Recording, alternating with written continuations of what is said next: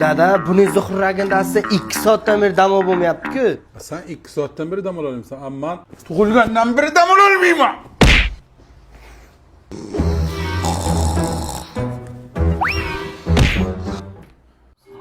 Abedku dam olish kerak-ku.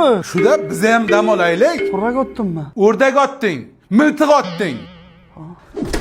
Nima bo'ldi? Uchrashuvga bordim. O 2 kun bo'ldi uxlamaganimga, ozgina uxlab qolimdan xurrakcha otdimmanmi? Ketaveribdi.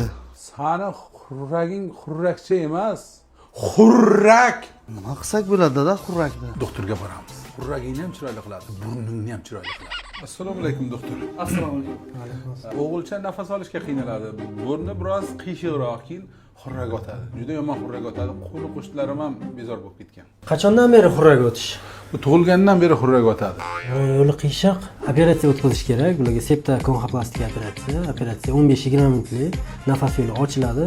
Xudo xolasa, nafas bilan shikoyatlari bo'lmaydi, xurrak otishlari ham qolib ketadi. 15-20 daqiqada bitadigan narsaga 20 yildan beri meni qiynaysan.